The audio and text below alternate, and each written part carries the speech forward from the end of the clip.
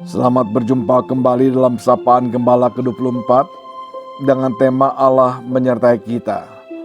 Matius pasal 1 ayat 23. Sesungguhnya anak darah itu akan mengandung dan melahirkan seorang anak laki-laki, dan mereka akan menamakan dia Immanuel, yang berarti Allah menyertai kita. Istilah Immanuel ini muncul pertama kali dalam Yesaya pasal 7 ayat 14. Jika kita menelusuri latar belakang saat itu, ketika itu Raja Yehuda yaitu Ahaz sedang dalam ketakutan yang luar biasa menghadapi Raja Aram dan Raja Israel yang akan menyerang dan menghukumnya.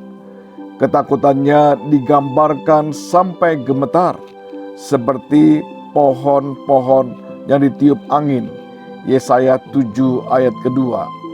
Semula Raja Aram dan Raja Israel mengajak Ahaz, Raja Yehuda, bergabung menggalang kekuatan melawan Asyur.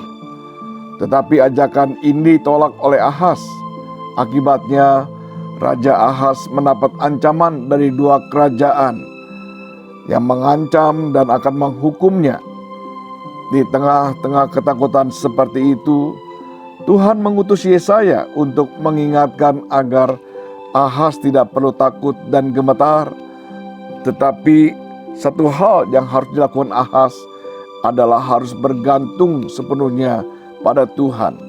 Dan Tuhan akan memberikan suatu petanda padanya. Allah berjanji akan memberikan seorang anak laki-laki yang bernama Immanuel, yang akan lahir dari seorang perempuan muda. Dia akan menjadi pemimpin Israel yang akan membawa umat Tuhan ke dalam keselamatan dan kesejahteraan. 700 tahun setelah Raja Ahaz, Tuhan menggenapi janjinya lewat seorang perawan dari Nazaret bernama Maria yang telah bertunangan dengan Yusuf. Sebelum mereka menikah, malaikat mengunjungi Yusuf dan memberitahukan bahwa Maria mengandung melalui kuasa Roh Kudus. Ketika anak itu dilahirkan, mereka harus menamakan dia Yesus. Hal itu terjadi supaya genaplah yang difirmankan Tuhan oleh Nabi. Sesungguhnya anak darah itu akan mengandung dan melahirkan seorang anak laki-laki, dan mereka akan menamakan dia Immanuel, yang berarti Allah menyertai kita.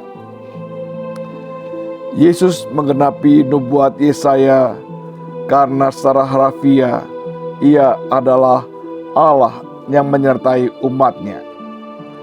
Ia sepenuhnya manusia dan bersamaan dengan itu sepenuhnya juga Allah. Kristus hidup di Israel bersama umatnya, sebagaimana telah dinubuatkan Yesaya. Matius mengenali Yesus sebagai Immanuel, inkarnasi yang hidup, mujizat anak Allah yang menjadi manusia yang diam di antara umatnya, supaya ia dapat mengungkapkan Allah kepada umatnya. Yesus adalah Allah beserta kita dalam wujud insani. Injil Yohanes menggambarkan inkarnasi yang indah. Firman itu telah menjadi manusia dan diam di antara kita, dan kita telah melihat kemuliaannya, yaitu kemuliaan yang diberikan kepadanya sebagai anak tunggal Bapa, penuh kasih karunia dan kebenaran. Tidak seorang pun yang pernah melihat Allah, tetapi anak tunggal Allah yang ada di pangkuan Bapa, dialah yang menyatakannya. Hidup kita tidak pernah lepas dari bermacam-macam masalah. Masalah itu terkadang membuat kita jatuh, putus asa, dan tidak percaya lagi pada Tuhan. Saat menghadapi situasi sulit sekalipun, ingatlah kata Immanuel, karena Allah selalu beserta kita. Dia senantiasa menolong kita, memberkati kita, dan tidak akan pernah membiarkan kita terus-menerus terjerat dalam situasi sulit. Apapun masalah dalam hidup kita, baik itu masalah pekerjaan, keuangan, anak-anak, bahkan masalah keluarga sekalipun. Percayalah, kasih-Nya akan selalu menaungi umat-Nya. Uluran kasih dan kebaikan-Nya tidak pernah habis-habisnya dalam hidup kita. Dia akan selalu menolong kita mengalahkan kesulitan, kekhawatiran, dan ketakutan. Kiranya Tuhan menolong kita. Amin.